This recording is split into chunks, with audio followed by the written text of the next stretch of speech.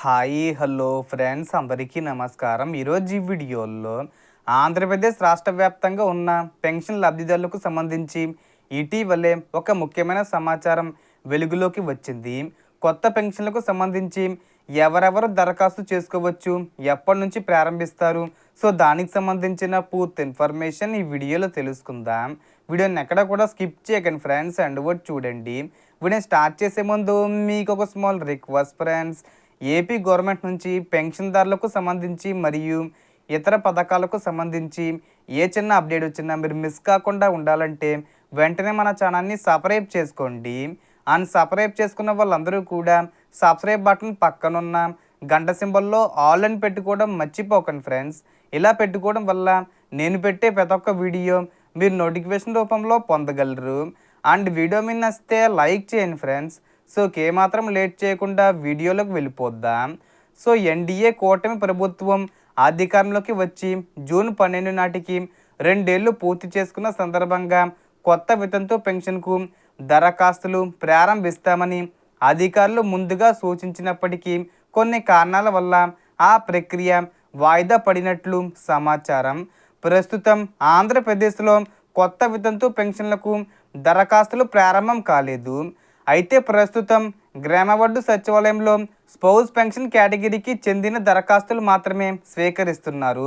చాలామందికి spouse pension మరియు వితంతు పెన్షన్ మధ్య తేడా గురించి సందేహం ఉంటుంది. ఒకవేళ భర్త ఇప్పటికే ఎన్టీఆర్ భరోసా పెన్షన్ పొందుతూ ఉండగా మరణించినట్లయితే అతని స్థానంలో భార్యకు ఇచ్చే పెన్షన్ను స్పౌస్ పెన్షన్గా పరిగణిస్తారు. అయితే భర్త ఎప్పుడూ పెన్షన్ పొందకుండానే మరణించినట్లయితే ఆ మహిళకు వితంతు పెన్షన్ వర్తిస్తుంది.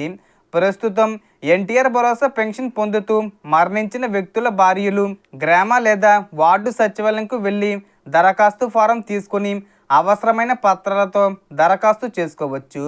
ఇందుకు ఆధార్ కార్డు, భర్త మరియు భార్య వివరాలు, భర్త మరణ ధృవీకరణ పత్రం, pension ID, ration card, caste certificate, income certificate వంటి పత్రాలు అవసరం అవుతాయి. జూన్ నెలలో దరఖాస్తు చేసుకున్న వారికి జూలై నెలలోనే పెన్షన్ మంజూరయ్యే అవకాశం ఉందని సమాచారం. ఇక కొత్త వితంతు పెన్షన్ దరఖాస్తుల ప్రారంభానికి సంబంధించి ప్రభుత్వం లేదా అధికారుల నుంచి ఇప్పటి వరకు ఎలాంటి అధికారిక ప్రకటన వెలువడలేదు. వాయిదా పడిన తర్వాత కొత్త తేదీని కూడా ఇంకా ప్రకటించలేదు.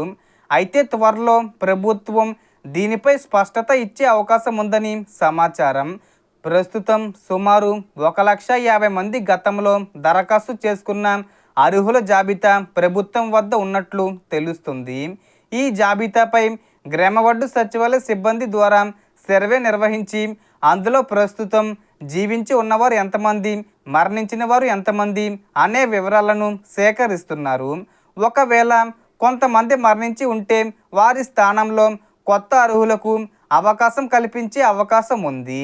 ఉదాహరణకు 1,00,000 మందిలో 50,000 మంది మాత్రమే ప్రస్తుతం ఉన్నట్లయితే మిగిలిన స్థానాలను కొత్త దరఖాస్తుదారులతో భర్తీ చేసే అవకాశం ఉందని సమాచారం. అలాగే భవిష్యత్తులో వితంతు పెన్షన్ల దరఖాస్తులను గ్రామవార్డు సచివాలయం ద్వారా స్వీకరించే అవకాశం ఉందని తెలుస్తుంది.